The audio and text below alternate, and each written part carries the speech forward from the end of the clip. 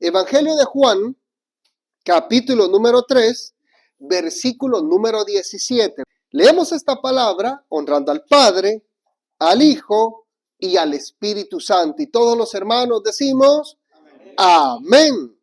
Porque no envió Dios a su Hijo al mundo para condenar al mundo, sino para que el mundo sea salvo por él. Esa es la realidad del evangelio que nosotros predicamos.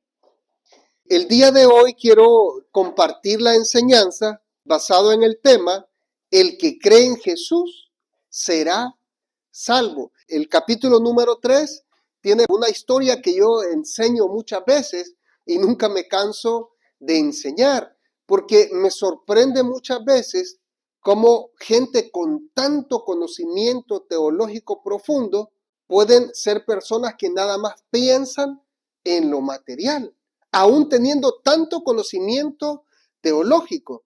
El hombre con el que se encuentra Jesús en este pasaje o porción bíblica es un hombre, es un maestro, es un líder principal que enseñaba a los judíos. Pero este hombre tenía un problema. Todo su conocimiento, toda la sabiduría que tenía era terrenal. Conocía la Torá, conocía el Tanaj o el Antiguo Testamento, como los judíos le conocen. Conocía a los profetas, conocía todo lo que tiene que ver con Dios. Pero el problema es que lo había tomado como algo secular, como algo de costumbre, como algo que como mis padres practicaron, pues entonces yo también tengo que practicarlo. O sea, ya ni modo, no tengo solución. Y ese era el caso de Nicodemo.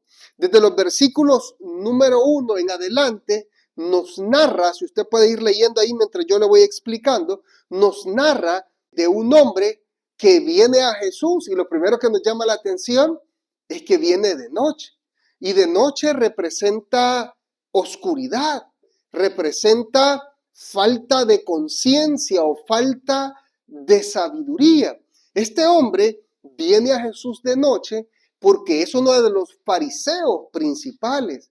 Pero lo interesante de este hombre, que más adelante nos va a decir que es un maestro, lo interesante es de que este hombre ha sido tocado por lo que Jesús ha enseñado, ha sido tocado por lo que Jesús ha predicado, ha sido tocado por los milagros que escuchó y que probablemente alguna vez vio que Jesús había hecho.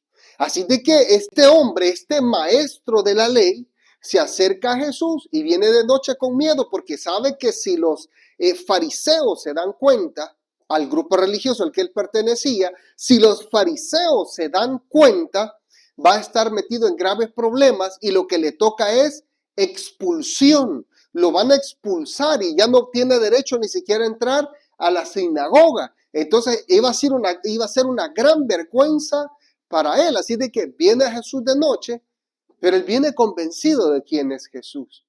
Y en cuanto se presenta con Jesús, le dice: maestro o rabí, sabemos que has venido de Dios, porque si no vinieras de parte de Dios, no podrías hacer las cosas que tú haces. Por lo tanto, le está confesando este hombre, Nicodemo, de que Jesús es el Mesías y que lo que hace es por medio del poder de Dios. Lo que no se ha dado cuenta todavía Nicodemo es que Jesús es el mismo Dios y que lo tiene frente a frente y que está conversando con él.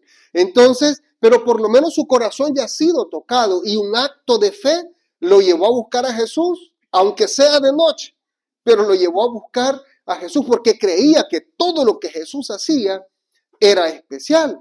Así de que se presenta y halaga a Jesús, quiere exaltar a Jesús, pero Jesús tranquilo. La respuesta de Jesús es, para Nicodemo, es necesario nacer de nuevo. Es necesario tener un cambio. Es necesario nacer del agua y del espíritu, le dice Jesús a Nicodemo. Y entonces Nicodemo se queda pensando como, bueno, ¿es necesario nacer de nuevo? Y aquí es donde empieza a analizar Nicodemo todo esto en un sentido natural, en un sentido terrenal y no espiritual. Entonces Nicodemo llega a la conclusión terrenal o carnal, diría yo, y no espiritual, llega a la conclusión de que lo que Jesús le está diciendo con el hecho de nacer de nuevo es de que Nicodemo tiene que entrar en el cuerpo de su mamá. Y por eso se pregunta Nicodemo, ¿será posible que así siendo yo viejo pueda entrar en el vientre de mi mamá otra vez y volver a nacer? Entonces Jesús ya sabía lo que él iba a responder. Jesús ya sabía la forma en la que Nicodemo iba a actuar. Y Jesús ya sabía que Nicodemo iba a llegar para tener una conversación con él. Pero Jesús quiere hacerle ver a Nicodemo el nivel espiritual en el que él estaba, que prácticamente era nulo. Tenía conocimiento teológico, pero no tenía una relación con Dios. Y ese es el problema. Y se lo he dicho muchas veces a usted y a los estudiantes del Instituto Bíblico, se lo repito muchas veces, que es importante el conocimiento, es importante leer la Biblia, es importante empaparse de la Biblia, estudiar todo lo que tiene que ver con Dios, pero que eso no es suficiente para que nosotros recibamos la salvación. Que la salvación se recibe a través del conocimiento de la palabra, un arrepentimiento y una fe en Cristo Jesús, y dejando de hacer las cosas malas que antes vivíamos. El problema es que Nicodemo era parte de estos fariseos, que eran personas que se creían religiosamente elevados. Y mire, note acá que la palabra religión significa tener una relación con Dios, tener una comunión con Dios, buscar constantemente la presencia de Dios. Por lo tanto, yo les he dicho a ustedes que todos los que buscamos verdaderamente a Dios somos religiosos. Y aunque se nos ha enseñado, o otros evangélicos han enseñado, que nosotros no somos religiosos. Incluso se hizo un corito, ¿verdad? Que el evangelio no es religión, pero el evangelio sí es religión. Porque la palabra religión significa conexión con Dios. Ahora, cuando nos referimos a otros grupos religiosos como los musulmanes, los budistas, los hinduistas y cualquier otro tipo de grupos religiosos que adoran a otras cosas, a animales, a otras personas o a otros medios, entonces ellos, pretendidos ser religiosos, son verdaderamente falsos religiosos, pero nosotros somos verdaderos religiosos, porque la religión es buscar tener una relación y una conexión con Dios. Entonces, Nicodemo y todos los fariseos, escribas y saduceos también incluidos, ellos eran falsos religiosos, porque pretendían vivir la palabra de Dios, pero con sus acciones hacían a un lado todo lo que tenía que ver con la realidad espiritual de una verdadera comunión y relación con Dios. Pero en Nicodemo ha despertado algo especial que lo acercó a Jesús. Y esto que lo acercó a Jesús le va a dar la salvación, porque vemos a Nicodemo más adelante, después de este encuentro con Jesús, apareciendo 2 ocasiones más, todo teniendo que ver con Cristo Jesús. Así de que yo creo que este hombre finalmente logró entender quién era verdaderamente Jesús. Pero Jesús se lo va a decir ahorita en los versículos que vienen a continuación. Entonces Jesús le dice, Nicodemo, es necesario nacer del agua y del espíritu. ¿Qué representa el agua? ¿Por qué usamos el agua? Porque el agua limpia, el agua purifica, el agua hace un cambio de algo sucio a algo que se puede usar, a algo limpio, a algo higiénico, purificación. Entonces Jesús le dice, es necesario nacer del agua. ¿Por qué también le dice necesario nacer del agua? Se recuerda cuando Juan bautizaba, Juan el Bautista o el sumergidor. Entonces, cuando Juan bautizaba, bautizaba para arrepentimiento de pecado, es decir, para arrepentirse. Entonces, también cuando Jesús le está diciendo, es necesario nacer del agua, está diciendo que es necesario morir al pecado, que el agua representa la purificación y la limpieza, el arrepentimiento y empezar una nueva vida. Pero no solo arrepentirse y volver a vivir lo mismo, volver a hacer el pecado, sino también nacer del Espíritu.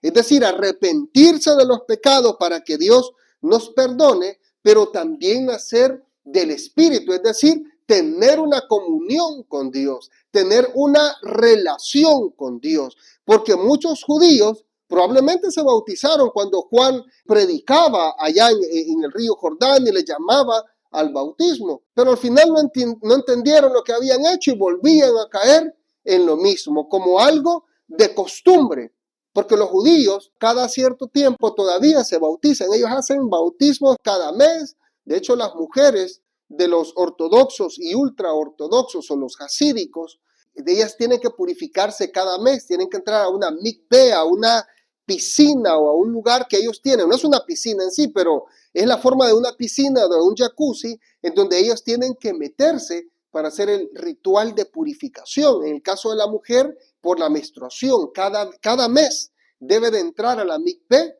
que es prácticamente como meterse y bañarse, pero no a nadar.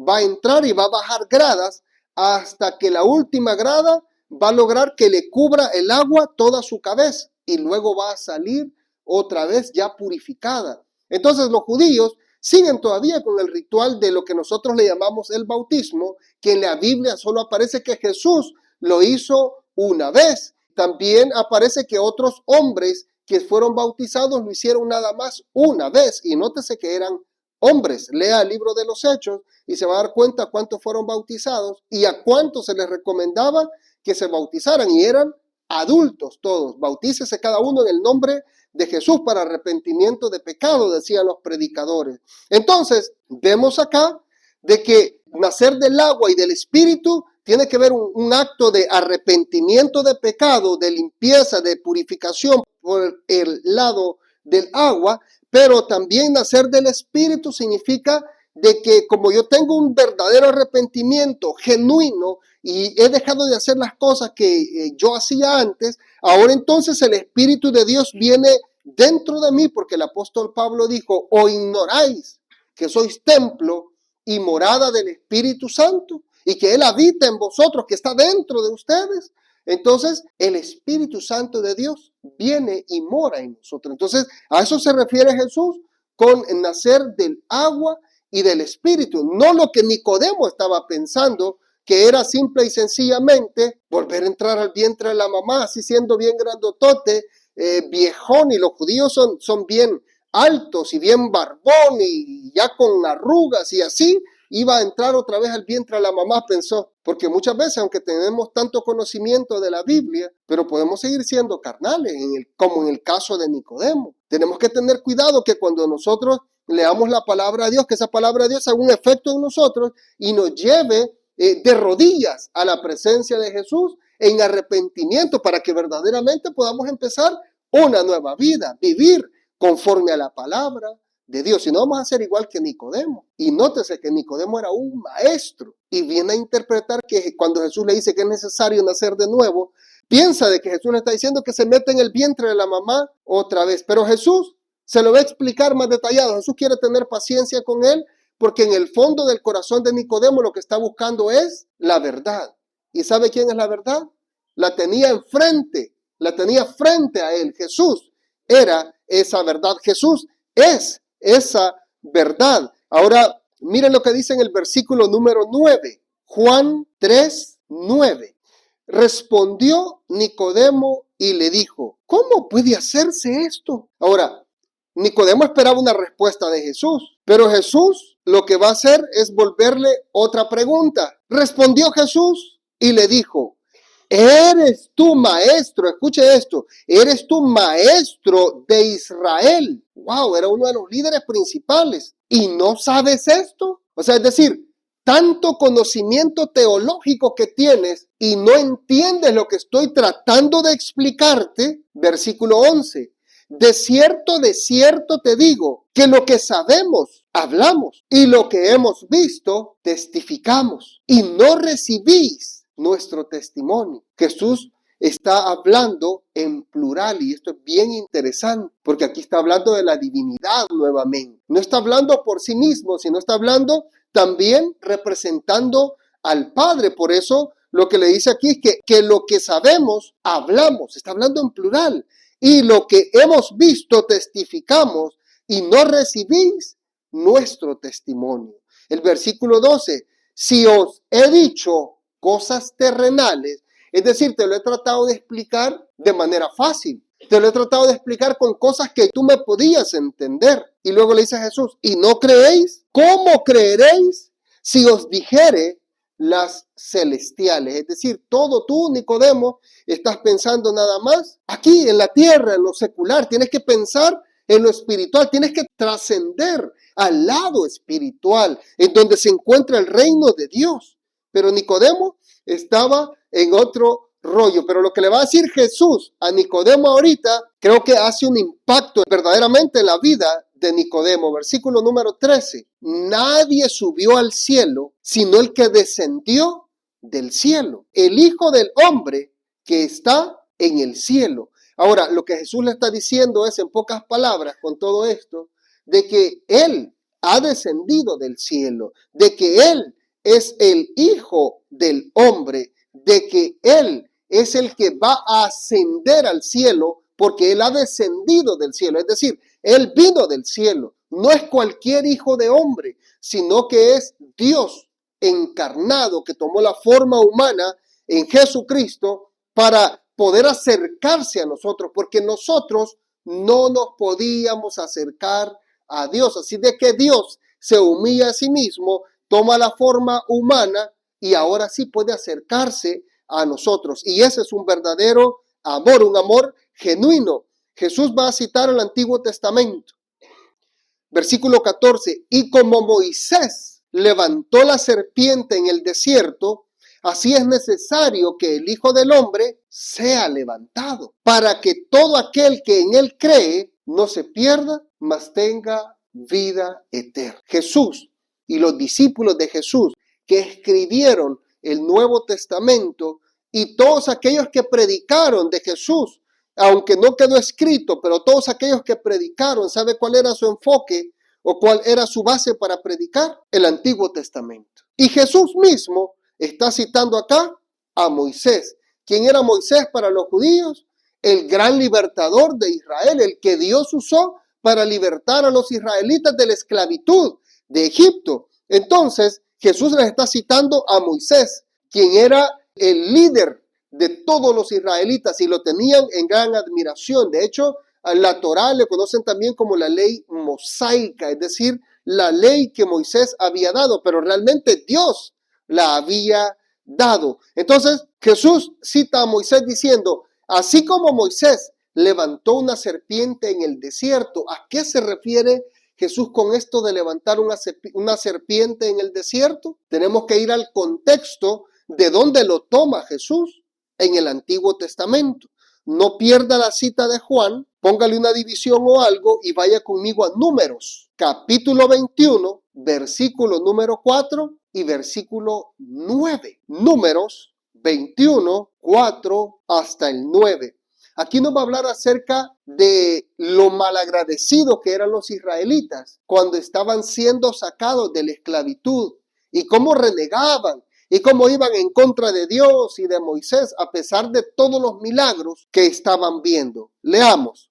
Números 21, 4 al 9. Después partieron del monte de Hor, camino del mar Rojo, para rodear la tierra de Edom. Y se desanimó el pueblo por el camino, y habló el pueblo contra Dios, escuche esto, y contra Moisés. Y hicieron la siguiente pregunta: ¿por qué nos hiciste subir de Egipto para que muramos en este desierto? Pues no hay pan ni agua, y nuestra alma tiene fatiga de este pan tan liviano. Están diciendo que no hay pan, y ahora están diciendo que ya se cansaron del pan que Dios les había dado. Es decir, sí tenían pan, pero querían que les pusiera Dios restaurantes, que les pusiera los mejores banquetes, que les pusiera los mejores buffets, y querían tener todo a la mano. Entonces Dios ya les había mandado el maná del cielo y dice, pues no hay pan ni agua y nuestra alma tiene fatiga de este pan tan liviano. O sea, sí tenían pan, pero querían más. Y el versículo 6, y Jehová envió entre el pueblo serpientes ardientes que mordían al pueblo y murió mucho pueblo de Israel. Entonces el pueblo, ahora sí, habían criticado a Moisés y ahora vienen otra vez a Moisés y dijo, hemos pecado por haber hablado contra Jehová y contra ti. Ruega a Jehová que quite de nosotros estas serpientes. Y Moisés, ahí el Moisés, en vez de decirle, está bueno que se los coman las serpientes porque son rebeldes. Por eso es que la Biblia dice que Moisés era un hombre bien manso, bien paciente. Aunque llegó un momento en el que Moisés le dijo al Señor que también le quitara la vida. ¿Se recuerdan de Elías que le pidió eso a Dios? Moisés también se lo pidió porque esta gente era rebelde y le daba dolores de cabeza, era un gran problema. Entonces Moisés muchas veces quizás se arrepentía, ¿por qué me tuvo que escoger a mí? Pero Dios mismo dice que era un hombre con un corazón noble, un hombre paciente, que no era tan fácil de hacerlo enojar. Entonces vienen con Moisés y Moisés sabe qué va a hacer. Y Moisés oró por el pueblo. Y Jehová dijo a Moisés, hazte una serpiente ardiente y ponla sobre un asta, y cualquiera que fuere mordido y mirare a ella, vivirá. Y Moisés hizo una serpiente de bronce y la puso sobre un asta, y cuando alguna serpiente mordía a alguno, miraba a la serpiente de bronce y vivía. El mismo Señor Jesucristo está citando algo que sucedió en el Antiguo Testamento, pero ¿por qué lo cita? Porque es algo de tipología, es decir, algo que tiene que ver con lo que Jesús vino a hacer por nosotros al morir en la cruz del Calvario. Jesús le está diciendo a Nicodemo, así como Moisés levantó la serpiente en el desierto, así es necesario que el Hijo del Hombre sea levantado. ¿A qué se refiere con hijo de hombre? Todos nosotros somos hijos de hombres, ¿verdad? Pero cuando Jesús se refiere a sí mismo como hijo de hombre, eso es un título mesiánico, es decir, que el Hijo de Dios se hizo hijo de los hombres para que los hijos de los hombres se volvieran hijos de Dios. Entonces podemos ver acá de que Jesús le está diciendo, yo soy el Mesías, yo soy el Hijo de Dios y yo soy el que voy a morir en la cruz del Calvario. Así como esa serpiente fue levantada en un asta, en un palo, en una estaca y fue levantada en el aire, así también es necesario que yo sea levantado. Prácticamente eso es lo que Jesús le está diciendo a Nicodemo. ¿Y qué sucedió con el pueblo de Israel? Bueno, a causa de su rebeldía, a causa de su murmuración, a causa de siempre querer señalar y criticar y murmurar. Entonces, en este caso, literalmente les manda serpiente y muchos murieron. Hay que tener cuidado nosotros de no estar murmurando por las cosas de Dios, por no estar murmurando por el clima, por estar murmurando que está muy caliente, que está muy helado, que está muy frío, que cuándo se va a terminar esto, sino que en todo, incluso en la iglesia, con todo lo que hagamos para Dios, en vez de murmurar, démosle honra y gloria a Dios. No vaya a ser que el Señor nos mande una serpiente de otra manera, no un castigo o algo por ser desobedientes o rebeldes en lo que nosotros hacemos. Mire lo que hizo Dios acá. Literalmente Dios les envió serpientes. Y no era cualquier serpiente. Hay serpientes que no son venenosas, pero hay unas serpientes que son terribles, como estas que tenemos en este caso acá. Ahora, ¿por qué Dios le tiene que decir a Moisés que levante una serpiente? Primero, porque era tipología de lo que Jesús iba a hacer en el Nuevo Testamento. Y el mismo Jesús se encarga de regresar otra vez dónde estaba esa tipología, que es aquí en Números, capítulo 21, versículo 4 al 9, para que se vea la relación.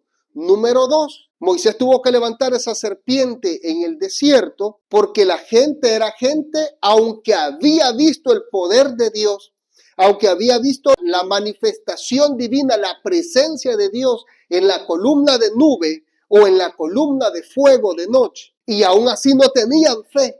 Aún así no creían, aún así murmuraban en contra de Dios. Entonces era gente de una gran falta de fe. Entonces Dios dice, esto si les digo que crean en mí, no van a creer en mí, no van a confiar que yo los puedo sanar. Y necesitan siempre ver algo. Así de que hazles una serpiente y levántala. Y cualquiera que sea picado, si andaba recogiendo leña o salió al baño en la noche y no se fijó, y entonces es picado, que salga de inmediato donde está esa serpiente, y cuando la mire, en cuanto la mire, va a ser sano. Y quiero que ponga atención acá, que en ningún momento, en ninguno de los pasajes antes o después de esto que hemos leído, dice que se tenía que adorar a la serpiente. Fue un medio que Dios utilizó por la falta de fe que estos israelitas tenían. Aquí no dice que tenían que adorarla, que es lo único que tenían que hacer, mirarla para poder creer de que Dios los podía sanar. O sea, era la única manera que estos tuvieran fe. ¿Puede creer eso? ¿Hasta dónde tiene que llegar Dios para que esta gente pueda entender que Dios los ama? Pero fíjese, Dios tiene que decirle a Moisés, pon una serpiente, si no estos no van a creer. Así de que tenían que salir corriendo de donde habían sido picados, a apurarse lo más que podían. Y no necesitaban ir lejos. Si solo hubiesen orado al Señor y hubiesen sido sanados. ¿Qué le pasó al apóstol Pablo cuando una serpiente lo mordió cuando estaba recogiendo leña después de un naufragio? Lo picó una serpiente venenosa y solo se la sacudió y la tiró a la brasa, la tiró al fuego. Y no le pasó nada, porque tenía fe en Dios. Pero parece que estos israelitas que estaban en el desierto, a pesar de todo lo que habían visto, el poder de Dios, incluso así, no creían o no tenían tanta fe en Dios. ¿Puede creer eso usted? Viendo la misma presencia de Dios y no tener fe y no creer en Dios. Así de que si estaban a 1 kilómetro, a 10 minutos, a 30 minutos de donde estaba esa serpiente de bronce levantada en una asta, tendrían que salir corriendo con todo ese veneno, o si era un niño tenían que llevarlo cargado, o si era algún anciano que estaba mal de un pie o no podía caminar por completo, tenían que cargarlo rápido hasta llegar y poder ver esa imagen de bronce y poder verla y entonces poder ser sano. Hasta ahí llegó la misericordia de Dios, pero por lo menos pusieron algo de fe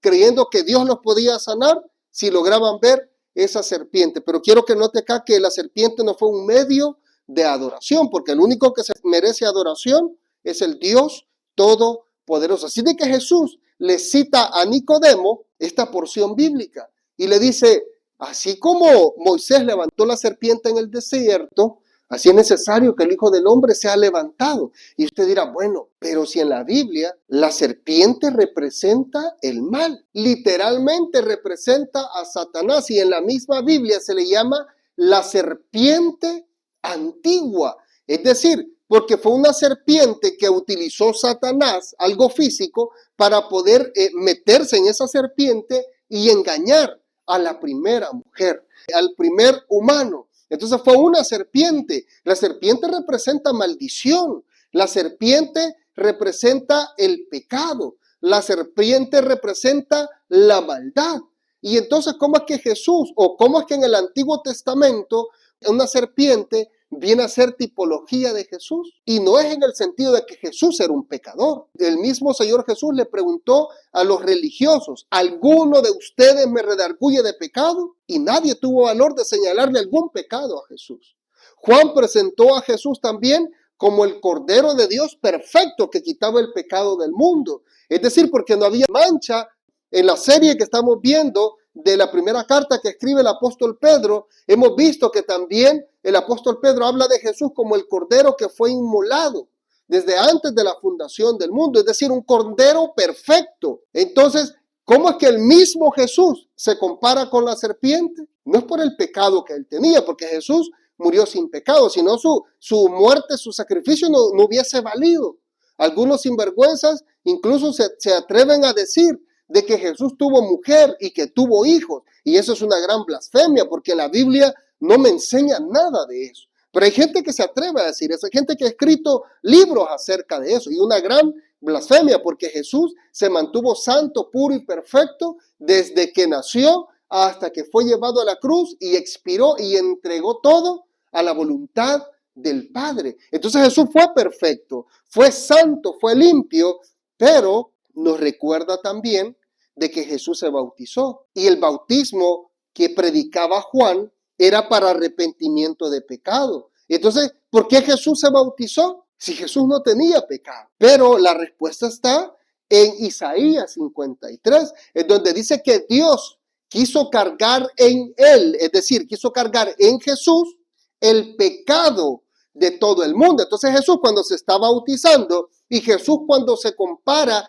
con la serpiente que levantó Moisés en el desierto, se está comparando o está diciendo que aunque él no pecó, pero el Padre cargó en Jesús el pecado de todo el mundo. Jesús estaba identificando con nosotros como pecador, aunque él no lo era, pero se estaba identificando con nosotros por salvarnos a nosotros, por redimirnos a nosotros. Versículo número 4 de Isaías 53. Ciertamente llevó él nuestras enfermedades y sufrió nuestros dolores. Nosotros le tuvimos por azotado, por herido de Dios y abatido.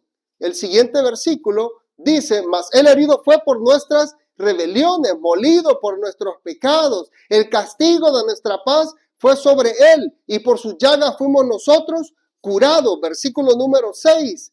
Todos nosotros nos descarriamos como ovejas, cada cual se apartó por su camino, mas Jehová, escuche esto, cargó en él el pecado de todos nosotros. Isaías se incluye en eso también. Jehová, Dios, el Padre, cargó en Jesús el pecado de todo el mundo. Lo hizo por amor para nosotros, no porque él fuera pecador, sino porque nosotros mismos necesitábamos de un Salvador, y para eso alguien santo, puro y perfecto, que era el mismo Dios, tenía que venir a la tierra y redimirnos de nuestros pecados. Entonces le dice Jesús, así como Moisés levantó esa serpiente en el desierto, así el Hijo del Hombre es necesario que sea levantado. Estaba refiriéndose a la crucifixión, en donde lo iban a levantar literalmente varios pies sobre ese madero, e iba a ser exhibido públicamente semidesnudo, y eso fue algo vergonzoso. Semidesnudaron, solo en ropa interior lo dejaron, y así lo expusieron, levantado como Jesús se lo dijo a Nicodemo, como estaba profetizado en la tipología de lo que Moisés había hecho levantando esa serpiente en el desierto. Jesús fue levantado y fue llevado a la cruz del Calvario para redimirnos a nosotros de nuestros pecados. Ahora mire lo que dice el versículo número 16 de Juan. Juan capítulo 3, versículo número 16. Porque de tal manera amó Dios al mundo, y aquí resalté la palabra tal manera, porque le da un grado de valor o de exaltación aún más grande a lo que significa el amor. O sea que cualquiera de nosotros puede decir amar, cualquiera de nosotros puede decir querer a alguien. Entonces, pero acá el escritor tiene el detalle minucioso de decir porque de tal manera, porque de tan elevada forma Dios nos ha amado, porque de manera tan incomparable y perfecta Dios amó al mundo. Y no sé cómo más describirlo, porque hay tantas palabras para poder tratar de describir el amor de Jesús, pero ninguna de estas palabras podría identificar con exactitud la perfección del amor de Dios para cada uno de nosotros. Entonces dice, porque de tal manera, es decir, de manera incomparable, amó Dios al mundo, que ha dado a su Hijo, y esta es otra clave notar, unigénito, porque Dios no tiene más hijos. Nosotros somos hijos de Dios, pero por adopción, dice la palabra de Dios. Pero salido de Dios, que es Dios mismo, solo Jesucristo. Por eso se le conoce como el Hijo unigénito, significa único, para que todo aquel que en él cree no se pierda, mas tenga vida eterna. Es decir, Dios amó al mundo, envía a su Hijo para que sea levantado como fue levantada la serpiente en el desierto, así fue levantado Jesús en la cruz del Calvario, y todo aquel que mira hacia Jesús y recuerda ese sacrificio en la cruz del Calvario, entonces dice que no se pierde, sino que tiene vida eterna. Eso es extraordinario. Versículo 17, porque no envió Dios a su Hijo al mundo para condenar al mundo, sino para que el mundo sea salvo por él. ¿Qué significa esto? De que nosotros ya estábamos condenados. Dios no envió a Jesús para condenar al mundo, si ya estábamos condenados. Al contrario, lo que vino a hacer Jesús fue venir y rescatarnos, comprarnos, redimirnos, porque le pertenecíamos a Satanás. Pero ahora le pertenecemos a Jesús y nuestro precio, el precio que pagaron por nosotros, es precio de sangre, un valor incalculable. Ese es el valor que Dios nos ha dado a nosotros cuando no lo merecíamos y nunca lo vamos a merecer. Agradecidos con Dios, tenemos que acercarnos a Él con toda humildad y obediencia, sabiendo que como no le podemos pagar, disponer nuestra vida al servicio de Dios. Versículo 18. El que en Él cree no es condenado, pero el que no cree ya ha sido condenado. O sea, porque Jesús no vino a condenar, ¿verdad? Ya estábamos condenados. Los que no han aceptado a Jesús ya están condenados. Pero si aceptan a Jesús, esa condena le es quitada. Pero dice acá el escritor o Juan que el que cree en Jesús, esa condena le será quitada. Pero al que no cree en Jesús, esa condena que ya tiene, ahí mismo se le va a quedar. No se le va a hacer nada, no va a haber ningún cambio, pero esa es su propia decisión, porque no ha creído en el nombre del unigénito Hijo de Dios. ¿En quién debo de creer para ser salvo? En el nombre del Hijo unigénito de Dios, que es Jesucristo. En Él es el que debo de creer. El que en Él cree no será condenado. El versículo 18, la primera parte. ¿Qué significa creer? Muchas veces yo he oído de personas que me han comentado que le han predicado a un borrachito, que le han predicado a una prostituta, que le han predicado a gente de la calle, a un homeless. Dicen, no, yo creo en Dios. Yo sé que Dios existe. Yo sé que Dios es bueno. Yo sé que Dios es poderoso. Yo sé que debo de ir a la iglesia. Yo sé que debo arrepentirme de mis pecados. Pero no puedo. No puedo salir de esto. No puedo dejar de hacer estas cosas malas que estoy haciendo. Entonces, creer no significa solo pensar que yo conozco de Dios. Creer significa aceptar que debo de vivir bajo la voluntad de Dios. Entregarme por completo a Él. Eso es lo que yo debo de hacer. Eso significa creer. Creer no es solo pensar que Dios existe. No, yo sé que existe. Eso no es creer. Creer nos lleva al paso del arrepentimiento y empezar una nueva vida y creer en Cristo Jesús. Versículo 19. Y esta es la condenación, que la luz vino al mundo y los hombres amaron más las tinieblas que la luz, porque sus obras eran malas. Porque todo aquel que hace lo malo aborrece la luz y no viene a la luz. ¿Sabe por qué no quiere venir a la luz? ¿Sabe por qué no quiere venir a la iglesia? ¿Sabe por qué no quiere ir al grupo familiar donde se predica la palabra? ¿Sabe por qué no quiere ir a la campaña evangelística a la que se le invitó? Porque sus obras son malas. Y sabe que ahí en la predicación le van a hacer ver por medio de la palabra de Dios que está en pecado, que está desobedeciendo a Dios. Y muchas veces algún invitado que viene a la iglesia escucha el mensaje y dice, este a mí me está tirando, a saber quién le dijo. Y ni siquiera lo conoce uno, ni siquiera sabía uno de que estaba invitado o que él mismo se había invitado para venir a la iglesia. Dice, no, ¿cómo le tiran a uno ahí en la iglesia? Y uno está leyendo la palabra del Señor y piensa que uno le está tirando. O quizás el cónyuge, su esposa o su esposo que usted invita a la iglesia y no es cristiano y viene a la iglesia y escucha el mensaje, siente que le están tirando a él o a ella. Pero es que uno no agarra a la persona. Yo no soy de eso que acostumbra a agarrar a la persona y se le queda viendo hasta que predica todo el mensaje para hacerlo sentir que para él es el mensaje. No, de ninguna manera. Miro los rostros de todos ustedes. Estoy predicando en general porque estoy enseñando la palabra. Que cada quien cache lo que sabe que le corresponde y lo que le conviene y actúe en un cambio de vida para que no sea agarrado y quede en condenación. A nadie se le tira acá. El púlpito no se utiliza para estarle tirando a las personas. La hermana me contó que su esposo es borracho, entonces vamos a hablar de pura borrachera para agarrarlo aquí y que se arrepienta de una sola vez. No, es que la hermana me comentó que a su esposo le encanta la pornografía, así de que voy a buscar aquí puros versículos que tengan que ver con esto de la moralidad sexual y ahorita lo vamos a agarrar hasta que entienda y vomite todos esos espíritus que anda y se arrepiente y busque al Señor. Entonces, no es esa manera en la que nosotros predicamos el mensaje. Y lleva uno un hilo de versículos en donde uno va enseñando. Así de que uno no trata de tirarle, pero ¿sabe qué pasa? Las mismas personas se sienten atacadas. ¿Por qué? Porque lo que se está hablando, que es la palabra de Dios, es exactamente lo que ellos están viviendo. No es que uno les quiera tirar, no es que uno quiera hacerles sentir mal en ninguna manera, sino que queremos que la palabra redarguya, pero sin que uno tenga que estar presionando para que acepten a Jesús o que se arrepienta, porque eso solo el Espíritu Santo de Dios lo puede hacer. Yo no soy nadie para hacerlo. Así de que siempre que se suba a predicar a este lugar, nunca se suba para tirarle a las personas, o para criticar, o para murmurar, o señalar. Usted predique la palabra del Señor, el Espíritu Santo va a fluir y Él va a repartir a cada quien conforme cada quien necesite. Y de esa manera vamos a ser redarguidos y transformados. Así de que no quieren venir a la luz, no quieren aceptar la luz porque sus obras son malas. Versículo 20, porque todo aquel que hace lo malo aborrece la luz y no viene a la luz para que sus obras no sean reprendidas.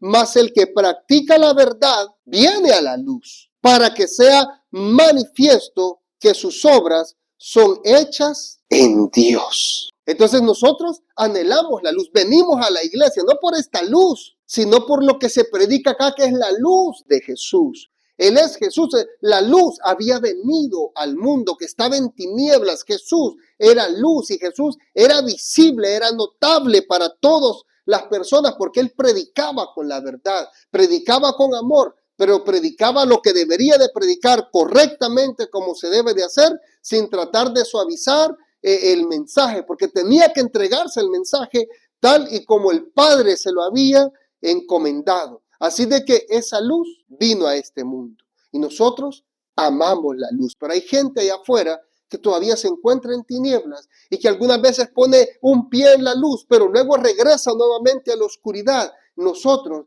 tenemos que ser el medio para que estas personas puedan acercarse también a Dios. Porque si Jesús es luz, nosotros también tenemos que ser luz y tenemos que compartir esta luz, pasar esa antorcha espiritual para que todos aquellos también se puedan acercar a esa luz maravillosa y gloriosa que es Jesucristo. Así de que Jesús le dice a Nicodemo de que era necesario que creyera en Jesús como el Mesías, como el único y suficiente Salvador, como el Dios verdadero. Encontramos a Nicodemo en capítulos más adelante de Juan. En cierta ocasión mandaron a los alguaciles a arrestar a Jesús, los fariseos y el Sanedrín se pusieron de acuerdo para mandar a arrestar a Jesús. Vayan y arresten a Jesús. Y se van estos guardias a arrestar a Jesús. Pero resulta que cuando Jesús está predicando, ellos escuchan el mensaje y no arrestan a Jesús. Y se van con las manos vacías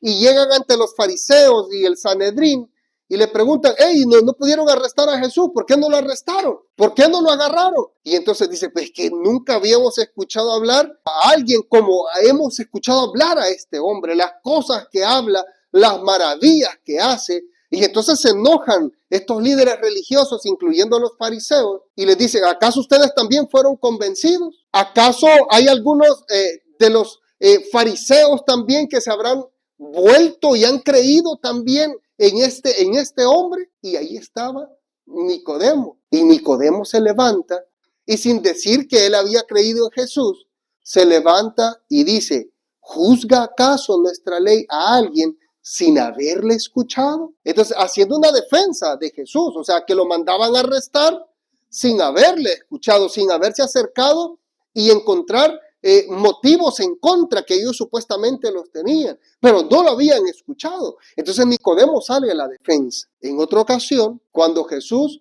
es bajado de la cruz para prepararlo, para meterlo en la sepultura, dice de que este Nicodemo llevó 100 libras de estos inciensos aromáticos para que prepararan el cuerpo de Jesús.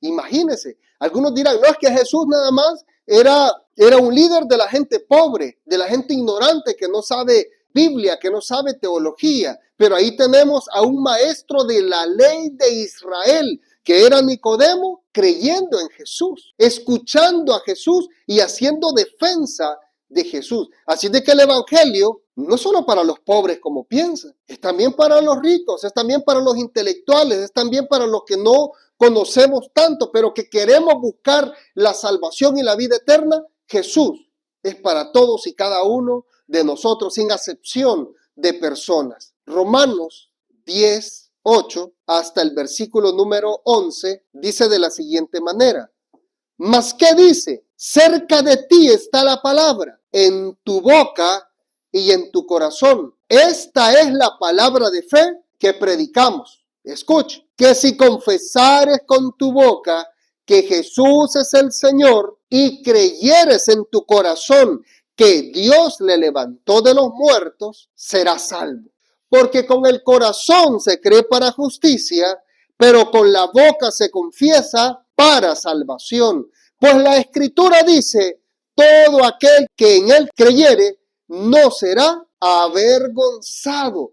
Wow, esto el apóstol Pablo nos lo hace saber. Así lo mismo que Jesús había dicho, que él quería que creyeran en él. El apóstol Pablo también predica acerca de que hay que creer en Jesús y dice: la salvación está bien cerca. ¿Sabes dónde está? En el corazón y en la boca. En el corazón se cree para justicia, pero públicamente con la boca se confiesa para salvación. Así de que es importante creer en Jesús, no como algunos les han enseñado, como los musulmanes enseñan, no. Jesús era un profeta, o como algunos judíos creen, no, Jesús, pues está escrito en la historia de que era un líder que predicó la palabra del Señor, pero era judío también, nació judío, vivió como un judío y murió como un judío. Pero hasta ahí se quedan algunos. Pero Jesús no era solo eso. Jesús era el Hijo de Dios, era el Hijo de hombre, es decir, tomó la forma humana para venir a esta tierra y salvarnos. Y la única manera en la que nosotros podemos ser salvos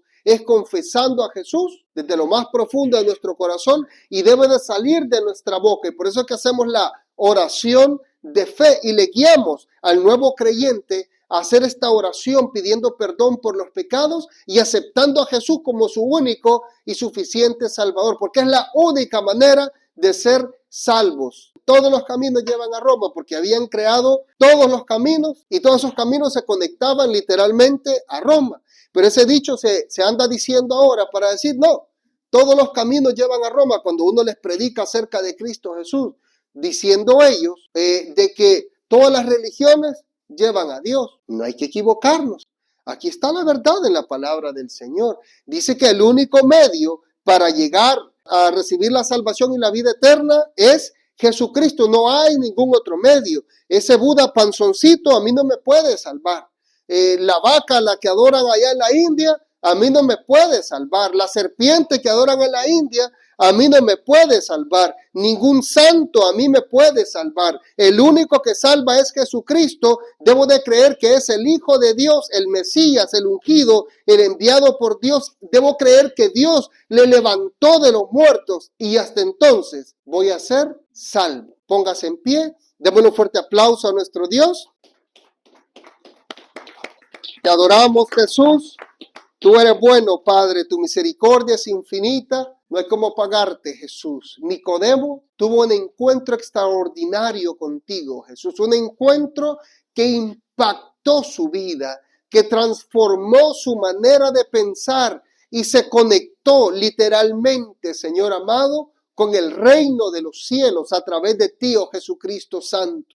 Nicodemo pudo creer que tú eras el Salvador, que tú eras el Hijo de Dios, que tú eres el Señor de nuestras vidas. Nosotros también así lo creemos, Padre. Ayúdanos a compartir este evangelio, Jesús. Ayúdanos a predicar esta palabra, Señor, esta palabra que es de salvación y de vida eterna, Señor. Ayúdanos a hacer luz, ayúdanos a ser ejemplo, ayúdanos a mantener nuestra fe, porque esta es nuestra convicción, esta es nuestra seguridad de que tú eres el Hijo de Dios y que fuera de ti no hay nadie y que dependemos de ti día con día para poder ser guiados, oh Dios Todopoderoso. Gracias por su infinita misericordia, Señor. Gracias por su palabra. En el nombre de Jesús. Amén y amén. Dios les bendiga.